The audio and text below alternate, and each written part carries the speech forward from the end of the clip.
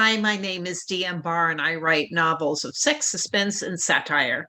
If you Google me these days, you're going to find I'm on a lot of blogs because I'm on a blog tour for my new book, a psychological thriller called Saving Grace. It comes out on October 15th. So if you want to see a little bit about, read a little bit from the book or see a little bit about what I've said in my interviews, please feel free. Today on Author Groupie, I welcome Liž Butcher. She is one of the first horror writers that I've had on the show, and she is also the first Australian I've had on the show. And she talks a little bit about her writing process and how she queries, because it's interesting whether she's querying in Australia or she's venturing over to the States. So please sit back, enjoy, and as always, stay safe. Welcome to another edition of Author Groupie. I'm here with Liž Butcher, who is the author of two novels, Fate's Fury and LaRue Manor. She resides in Australia, one of my favorite places, with her husband, daughter, and their two cats. She is a self-professed nerd with a BA in psychology and has an insatiable fascination for learning. When she's not writing or spending time with her family, Liz is an Army brat who enjoys road trips, astronomy, music, and knitting. Welcome to Author Groupie, Liz. Thanks for having me. Pleasure. So tell me, what was the inspiration behind your newest book, LaRue Manor? I've always been fascinated with really old buildings and wanted to write sort of a horror story based on one that was a little bit different to the normal, haunted mansion, haunted old estate. So that was the sort of initial inspiration behind it. Yeah, because it sounds sort of gothic, It is but a it's little bit, not. yeah. It's more horror. Yeah. Yeah, it's how did the writing process differ between that book and Fate's Fury, which was your first? It was quite different between the two. Fate's Fury sort of developed over a number of years. So there was a lot of research into that and sort of stop and starting from when I started it, I think in 2012 when I actually finished it. LaRue Manor was a much quicker process. I think it only took me a few months to write as opposed to a few years. So Yeah. I've learned a lot, obviously, between writing the two, and I'm much more of a plotter now, which I find helps my process. I need to have everything sort of laid out before I can start writing. So whereas Fate's Fury sort of started off more just flying by the seat of my pants, and that doesn't work for me very well. So I learned to just be a little bit more organized, I think, before starting, and that helps me get it done a lot quicker. Yeah, I found the same thing with my second book. It went a lot quicker than the first. I think Yeah. you kind of get it after a Mm. while. So do you work on one project at a time, or do you have a number of them going on at any one time now? A number of them at any one time, all in different stages. So I tend to only be really writing one at a time, but I'll have other ones, like one will be getting edited, whereas another one will be in the plotting stage, one will be in a research stage. So I really only focus on writing one at the time, but I have other ones all in sort of different before and after stages as well. And are you going to stay in that sort of horror, dark fantasy genre, or are you going to branch out? I think so. It just tends to be where I naturally slot in. But in saying that, I find it's also a genre that can attach itself to others quite well. So with Fate's Fury, it was much more sort of a mythological adventure type story with elements of horror, whereas LaRue Manor is a flat out horror story. Whereas the next one I've got is sort of a paranormal crime with horror and dark fantasy elements. So I find it's a genre that can sort of attach to others and still work. So you're not really kind of pigeonholed in just to a black and white horror Yeah. box. So it does give you freedom to explore other genres at the same time. What's interesting is that I look at a lot of pitch fests and a lot of what agents are looking for, and for some reason, everyone's looking for horror right now, which is interesting considering the political climate. You'd think we'd had enough horror, but it seems to be a really hot genre right now. Are you finding that where you are? I am, especially with querying my next book. There's, so many more agents out there looking for horror compared to when I queried the first two, which is amazing. But I think, like you said, given the current climate, there's so much real horror out there. I think people are looking for an escape outlet, and getting into sort of the fictional horror where you can put it down at the end of the day and say, oh, well, that was a nice piece of fiction, as opposed to turning on the news and Yeah. going, so I think that has a lot to do with it. And I guess also too, there's a lot more reading, I think, as a whole going on because people are in lockdown or not working as much or just needing to find something to stop themselves from going crazy. So I think that also plays a large role in it also. Are you back in lockdown in Australia? Not where I am. We've been quite fortunate, knock on wood. We still have social distancing measures and things in place, and restrictions for large gatherings. Down south haven't been so lucky. They've been in quite heavy lockdown for the past few months. I think they're just starting to be allowed to sort of go out a little bit, but it's sort of trial and error and seeing how that goes. So I think, it's just something that you can't really take for granted now that you're allowed to go out and do things, because at any given time it can be revoked again. So I think everyone, is just trying to be cautious. Well, should be trying to be cautious. So horror and dark fantasy, where's it come from? Why did that, you sort of get inspired by that? Just always loved it. I don't know, it's kind of bizarre when you think about it, but ever since I was a little girl, I've loved everything scary and paranormal, and would quite often scare myself silly just reading these books from the library and then having to sit with my light on for a month. But I don't know where it comes from. I've just always loved it. Well, who do you like who writes horror? Who are your favorite horror and dark fantasy authors? Oh, Stephen King has to be the number one. I started reading him when I was 10 years old, much to my mother's horror, and fell in love with him. I think I've read everything he's ever written. And then I like sort of the darker fantasy side of things, like people like Anne Rice with her Vampire Chronicles. I just loved that sort of the gothic sort of dark way she described New Orleans and Louisiana. They were probably my two biggest inspirations sort of when I was younger, in my teenage years. But now I'll read anything that sort of comes in my way, because I find everyone has their different spin on horror. And I think it's a really interesting genre, and you can get a lot from reading other people's books. And I think also too, the good thing about horror and dark fantasy that I find influential is that every reader takes something different away from something that's scary. So something that you might find scary, someone else might not find scary, but they might find something else scary that you didn't. So I just find it really interesting. Same thing with humor. That's very true. Yes. Yeah. So you say you're an Army brat. Where's your favorite place to travel, and how has that kind of a large amount of travel affected you as an author? Well, my favorite place would be Melbourne. I love Melbourne, which is the capital of Victoria down south. That's always my favorite place to go. But I guess the experience of being an Army brat, growing up, I wasn't a fan of it, because we'd sort of have to up and move every 2 or 3 years, and it's always hard leaving friends and then having to make new ones and changing schools. So at the time, I didn't really appreciate it, but in hindsight, I did. So obviously, I've got people that have never been outside their own sort of state, where I've gotten to see so much of the country. So I'm really lucky in that, because my parents always made a point every time we went to a new state of taking us sightseeing and seeing all the natural wonders that particular area had to offer, and would always go sightseeing. So I feel really blessed in that way, that I've gotten to see so much without having to spend a fortune, essentially, because you just moved around everywhere. So in that way, it's really a very lucky experience. And when it comes to my writing, it's just given me so much more to draw on, because I've visited all these beautiful places. So it actually worked out quite well in the end. Nice. So I understand you've written several short stories prior to releasing your first novel. Other than it being shorter, how is the process different in writing a short story? I ask everyone this because the art of short stories eludes me, and I'd love to write them. And which do you prefer, novels or short stories?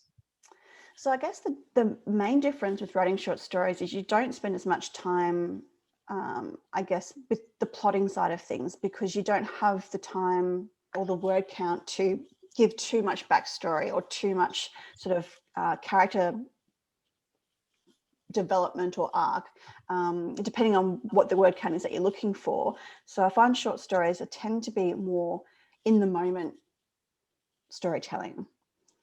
It's more like a snapshot of one particular section of the character's life and story and what they're doing. Whereas writing a novel, you've got the a freedom to give more insight into their past and what's made them who they are at this particular point, and more information about where they're at and how things have come to sort of happen. So I think for me, they're the two main differences.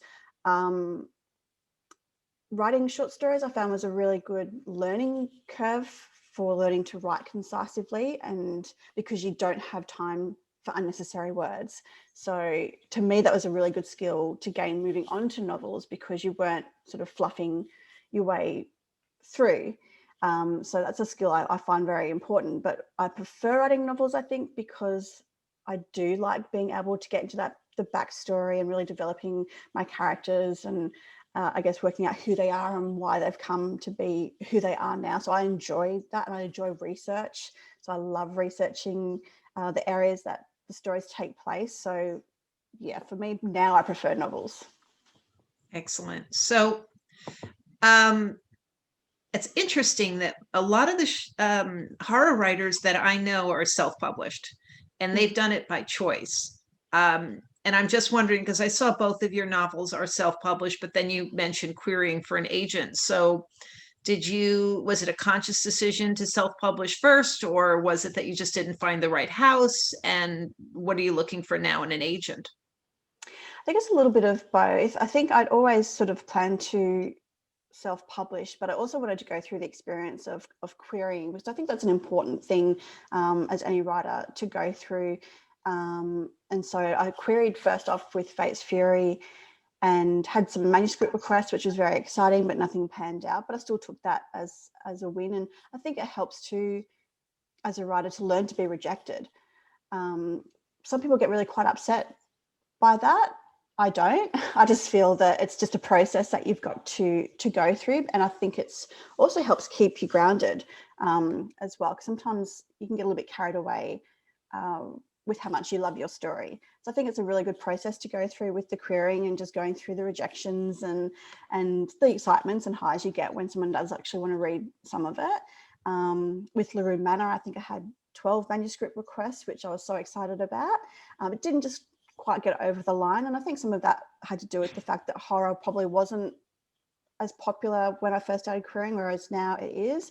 And I'm querying my next one. I'm getting manuscript requests again and rejection. So I find the process, it might sound strange, but I enjoy it. I enjoy the querying, getting to know what agents are looking for, because then ideally when you do self-publish, you've got a better awareness of what people are actually looking for and how to sort of place it out in the market. So some might consider it maybe unnecessary work to do it every time, but it's, I guess, part of my process and how I do it. But I'm interested because you're the first Australian author I've had. So thank you. And I'm wondering, do you query US? This is my own ethnocentrism. Like, oh yes, you must query US people, but there's probably a ton of great agents in Australia and a great publishing, community in Australia too. So do you just do Australia? Do you do US too? How does it work? It's been primarily US and UK. I haven't really found here in Australia much interest from agents, the ones that I've sort of looked into for horror and dark fantasy. There's much more interest in sort of contemporary type novels. So yeah, there just doesn't really seem to be much interest here, which is a bit of a shame. I'm hoping that changes, but there seems to be much more interest in horror and dark fantasy from agents in other countries. So yeah, that's where I'm querying them. And I know there's a Horror Writers Association. I'm wondering if there's a chapter in Australia and if you're active in it. There is. I'm not active in it. It's something that I am looking into. I just haven't had the time to add Yeah. anything else to my plate at the moment. But yeah, we do have a Horror Writers Association. All right. So you're a self-confessed nerd. How so, and how is it reflected in your writing? Just because I love learning new things. I'm always looking for something new to learn and to read about. And I think that helps with my writing, because when it comes to researching, it's not a chore. If anything, it's the quite opposite. I need to make sure that I stay on track with what I'm actually researching and not go off onto random tangents, because I have a habit of doing that, just following the rabbit hole of interesting facts I come across. So it's definitely something I enjoy. And as a writer, I think it's a great skill to have, being able to research, because it gives depth to not just your characters, but also the scene that you're setting. And the more research you can do into it, the more realistic it's going to come across to the reader. So yeah, I think it's an important thing to do.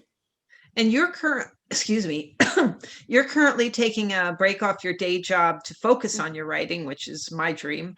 How do you keep on track? Because there's just so much time that you can spend doing other things. I don't really have time to do other things, which is good. I've been doing some ghostwriting as well. So I'm actually just trying to find a balance between working on writing and trying to find time to do the other things I should be doing, like housework and doing the washing and all that kind of stuff. Because at the moment, well, for the past few months, I'm working really quite long hours. And sort of my husband's always chastising me for, put your phone down, don't reply to emails. But it's hard when you're sort of dealing with people in different countries and different time zones. You have to be flexible. So yeah, if anything, I'm the other end of the spectrum, trying to find ways to rein it in a little bit to make time for day-to-day stuff. But I love it. I wouldn't change it. Do you have a specific number of hours you like to write each day, or a specific number of words you want to get done? Yeah, depending on what I'm working on, I like to try and hit specific word count. So anywhere between 5,000 and 10,000 words, depending on what I'm doing. A day? Yeah. Oh, wow. Yeah. So it's hectic. I don't always hit them, but I like to have the targets in place, because I find that helps keep me sort of on track. And I like to do sort of like 20-minute sprints. So I'll set my alarm for 20 minutes and just focus, and then jot down how many words I did in that 20 minutes, and then kind of beat it, I guess, each 20 minutes. So I find that helps with the word count. But then, like all writers, sometimes you just have days where it's just not happening and you're just not going to hit it. So you can't beat yourself up too much. But as a general rule, I like to have it. I think that's very admirable. I aim for 1,000 a day if I can. I'm up at 5 a.m. doing that. And if I get really inspired, it goes longer. So if you can do 5,000 to 10,000 words in a day, that's just incredible. Good, congratulations to you. But like I said, I don't have my day job at the moment, so that helps. Obviously, if I was doing my day job, it wouldn't be that high. So making the most of it. And I understand in the evening you like to stargaze. Yes, when I haven't had the time recently, but yeah, I love taking the telescope out and having a look at the planets and what everything's doing out there. So it can be a bit hard living so close to the city, because it can be quite bright. So you got to time it right. I've been a bit unlucky recently with the sort of the darker times of the moon, where it's been overcast, which is always quite annoying. So sometimes the sky doesn't cooperate, but yeah, when I can get out there, I like to. I see the telescope behind you. Oh yes. That's one of them. Yeah, one there, and then I've got another one over there as well. Very cool. So does that make its way into your writing as well? A little bit, not so much at the moment, although it will be in an upcoming project that I'm working on. So I'm excited to include that a little bit. Oh, very cool. So aside from writing, what makes you happy? Spending time with my family, my husband and my daughter. I guess I appreciate that a lot more working for myself, because I'm not having that normal sort of 9 to 5 clock off, come home and relax. So at the moment on Fridays, I don't work. My daughter's home from daycare and we have what she calls Mummy and Daughter Day. So that makes me very happy, especially because next year she starts school. So we won't have that special time anymore. So at the moment, that makes me very happy to do that with her. But yeah, just hanging out with my family. That's all I need to do. So do you read a lot to her? Yes, yeah, she loves reading stories, and quite often she'll pick up a book and then decide she wants to read it, and she'll make up her own story as she goes, which I love. She's got such a great imagination, and yeah, she writes her own little stories for me as well to read. So yeah, I'm glad that I get to share that with her. Yeah, you're a great role model for a future author. Maybe. That's great. So would you like to read a few pages from Allure Manor for our viewers? Sure. So I've got it here. I'm going to read the prologue, which is just 3 pages, but hopefully it'll give people a taste for it. So here we go. So this is Liž Manor. So we've got Mina sat on the soft green grass, shaded by the old oak tree against which she rested. The long skirt of her sky blue satin party dress, now ruined, billowed out around her. A smile danced across her face as she stroked the cat in her lap, listening to the sounds of her parents' party drifting with the breeze. The melodic tunes of the string quartet mingled with the steady flow of conversation. Friends and family had travelled far and wide to see the grandest house in the province, completed at last, an architectural marvel, her father called it. Many of the guests were residents from local towns, and most of them Mina had never seen or heard of before. Raising her hand, she pressed her thumb to her finger, marvelling at the stickiness of the blood. She found it fascinating how it changed from warm and fluid to thick and cool in such little time. Here you are, her father said. We've been looking all over for you. Everyone's asking after you. That nanny of yours. He stopped when he realised what she was doing. Mina grinned up at him. Hello, Papa. Kitty and I are having our own party. The grown-ups were boring. She wiped a stray piece of her ebony hair off her forehead with the back of her hand, leaving a streak of blood in its wake. No, not again. Her father's voice trembled with anger. Mina could see the weight of the sadness in his eyes, but she felt nothing for it. He stepped forward and grabbed his daughter by the wrist, yanking her to her feet. Mina gasped when the dead cat tumbled from her lap. Kitty, she cried. Her father stormed off, pulling her along behind him. Wait, Papa, I want my kitty, she wailed, hot tears spilling down her cheeks. In her distress, it took her a while to realize they weren't headed back to the house. Instead, her father led her towards the woods behind their estate. Papa, where are we going? Somewhere I should have taken you sooner. Confused by the unexpected turn, Mina soon forgot her tears and her kitty and hurried along after him. Her tiny feet scurried across the grass as she struggled to keep up. They slowed when they entered the woods so her father could navigate his way through the trees. He paused here and there as though unsure of his bearings. Mina took the time to marvel at her surroundings. Her parents had always forbidden her to enter the woods, but now she knew it was the perfect place to play with her animals. Her father came to an abrupt stop, causing Mina to run into the back of his legs. When he didn't move, she peeked around him to find a wall of rock before them. She blinked at it with her wide eyes. It rose quite high, at least twice as high as her papa, before curving at the top. It made her think of a giant sleeping monster hibernating in the woods.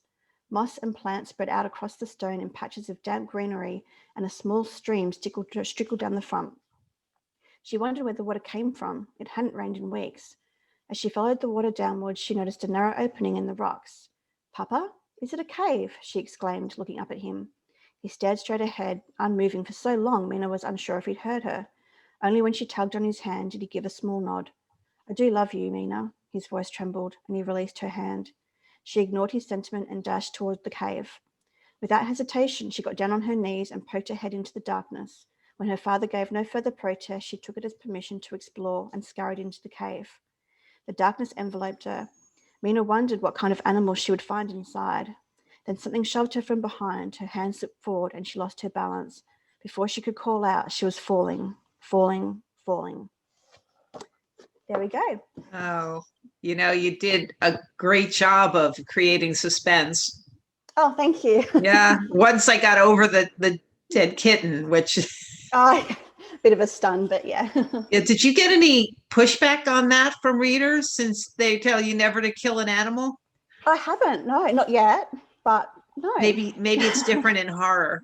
in horror, maybe that goes. I couldn't write a romance with a dead cat. Well, yeah, that's true. It might kill the mood a little bit in romance.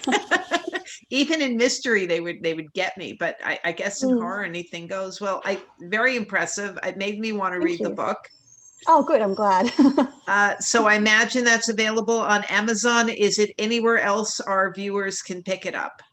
Yeah, you can get it anywhere where you can get the ebooks, iTunes, everywhere like that. And you can also get it in paperback as well. So yeah, all available platforms. Wonderful. Well, thank you so much for joining me, Liz. I'm glad we were able to coordinate this since we had a couple of missteps to start with. But I wish you all the best with the book, and please stay safe. Thank you. Thank you so much for having me. Thank you for joining me. Take care. Thank you.